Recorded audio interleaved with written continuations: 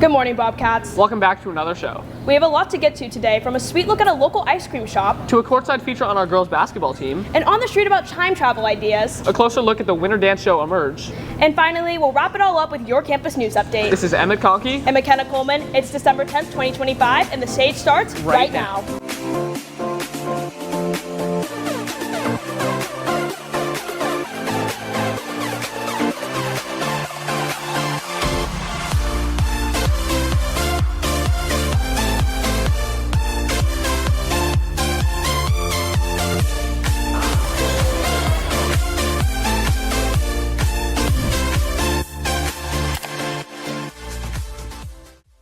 Makena, what's your go-to ice cream flavor? I'd say mint chip. I could get behind that, especially with the Santa Ana hitting California. Absolutely. Some of our fellow Bobcats headed down to see how Cali cream has become a combo of desserts, community, and creativity. Here's the team with the inside scoop. Right behind me is one of Encinitas' go-to bakeries and ice cream shops. People stop in for fresh pastries, a quick treat, or just a friendly moment in their day.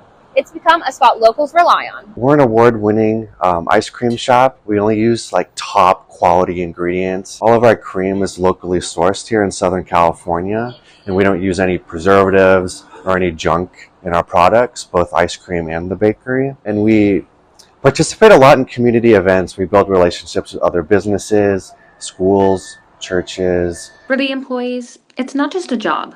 It's a place where they can build real connections. And for the people who walk in, those moments shape how the shop feels day to day. Well, one, it's so close to Moonlight, and just tradition. My family has always comes here. This is our ice cream place. Just remembering when my kids were little and ice cream dripping all over the place, and then walking on the side railing over on the side, and then walk a trip back and forth to the beach. We always get to know them, whether they're tourists or locals. You know, if they're locals, we'll build that relationship, and then, because obviously we see them a lot, we like to talk to them. And we get a lot of tourists here because of Moonlight Beach and everything. We like to ask them where they're from and their story and stuff. We like to make it just a nice, personable experience here. Cali Cream Creamery and Bakery has grown into a spot that brings the community together, offering good desserts and a place to unwind. Whether you're grabbing a quick treat or hanging out with friends, it's become a familiar stop in the neighborhood. With camera operator Luke Miller, I'm Skylar Roy reporting for The Sage. Thanks, guys. Now I want dessert at lunchtime. Honestly, same. But from cold desserts to even colder defense, our girls basketball team is kicking off the season. And they gave us an exclusive look on how they're preparing for this year. Let's send it to the court with Gavin and Marcus.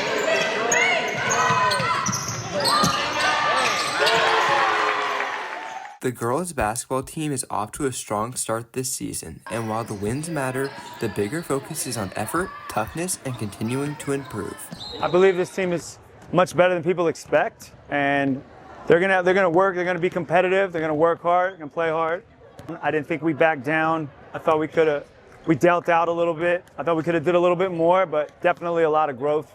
As the season gets more competitive, players say the mental side of the game becomes just as important as the physical. I think I did well, dealing with a lot of aggressiveness.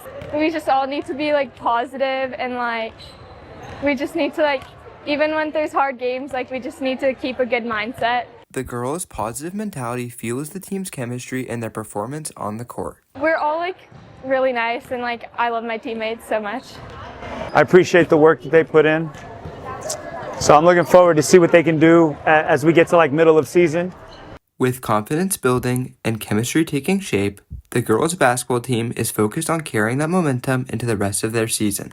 With camera operators Emmet, Conkey, and Marcus Drummond, this has been Gavin Femrite reporting for The Sage. That team is looking unstoppable. Agreed. I wish I could have gone back to watch more of their games when I was a freshman. Let's see if other students would also turn back the clock. Here's Leah and Mai on the street with the details. Hey everyone, I'm Leah Mennie, and today we're going to be asking Bobcats what time they travel back to. Hi, I'm here with Lily, Abby, Ben, Elijah Barvoris, Jillian, Sophia, Lauren, Sydney. And if you guys could travel back in time anywhere, where would you go? Rome. Ooh, what would you see there? Coliseum. Probably the 1970s. I think the fashion is kind of cool. Okay, cool. I'd go to Roman times so I could meet Jesus.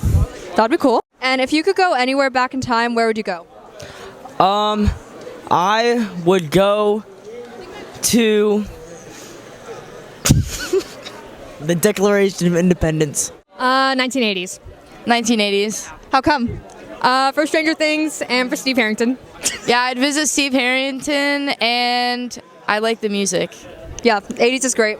I would travel back to 2022 because in 5th grade I accidentally called my teacher daddy. Oh, that's unfortunate. Yeah. Those are some great answers, Bobcats. Now back to the anchors.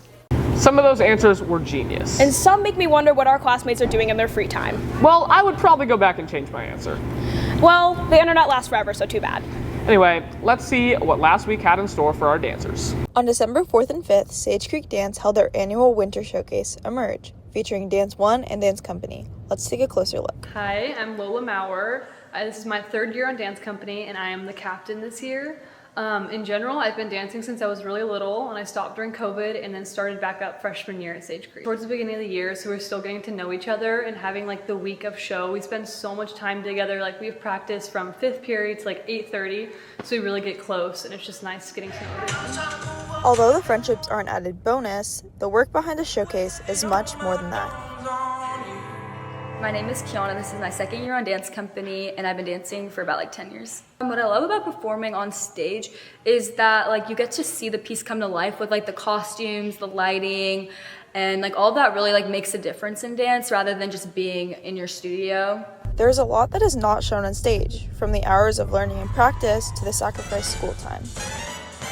The hardest part has definitely been like the long hours of practice and cleaning and spacing on stage, and especially this week, like tech week, like lots of long hours of practice. Since we do dance so much, I get really sore and sometimes I miss a lot of school or homework for it, and it's kind of a lot to make up, but it's worth it. Although the commitment can be a lot of work, to Lola and Kiana, it all becomes worth it when they step on stage. On stage you get to like see the piece come to life versus like practices, like you don't really actually get to see yourself dancing, but I feel like once you actually perform and you see the video, you're like, wow, like you actually did good, and like you don't doubt your skills as much as you do like during practices. Like I feel like in the beginning I was like, I have no idea what I'm doing and I'm nervous, but especially after like yesterday when we first performed, I'm like, okay, I know what I'm doing now. And I think like the main component is like making sure like you don't get like social anxiety and stuff, because it's just important to like breathe and be like, I know what I'm doing. Thank you to all the Bobcats who helped work on this show. This has been Isabella Gerencher reporting for The Sage. I'm so bummed I missed it. I can't wait to attend the next show. Those dancers are unreal. I can't believe how hard they work. All right, Bobcats, before we wrap up, let's get a weekly update. Thanks. Let's get into the news for this week.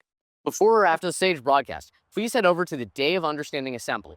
Additionally, seniors who have booked appointments will be taking their senior portraits in the catwalk area this week. On Friday, there will be the winter music concert from 7 to 9 p.m. in the PAC. Make sure to show support, Bobcats. From 2:45 to 4 p.m., there will be part 2 of the financial literacy course in the library. Make sure to register. Now, on to Jake Householder for the sports. Our lunch dodgeball tournament will be continuing this Friday. Good luck to the remaining tournament entrants. Varsity boys basketball will be playing against Poway on Friday. Be sure to cheer them on. Varsity girls basketball will also play Poway on Friday, but will then go against La Jolla Saturday. Varsity baseball has their first game this Saturday against San Pasqual. Be sure to support them for this first competition of the school year. Varsity girls soccer has a game against San Pasqual today, Escondido Friday, University City next Monday, and Valhalla next Tuesday. Wish them luck with such a packed schedule. Varsity boys soccer has a game against Santa Fe Christian also next Tuesday. Varsity girls water polo has their second ever game against Valley Center today. Be sure to support them. Last but not least, Varsity Wrestling has a game against Oceanside tomorrow. This has been Jake Householder and Jack Spark, sending it back to the anchors. Thanks, guys. There's seriously so much happening around campus. Definitely. Make sure to stay updated on the ASB Instagram for more information about the Spirit Week next week. Well, Bobcats, that's our time for today. Make sure to follow our social media at The Sage Publication and check out the Sage News website for more content. Thanks for watching, Bobcats. It's been a pleasure. I'm Makena Coleman. And I'm Emmet Conkey, reporting for The Sage.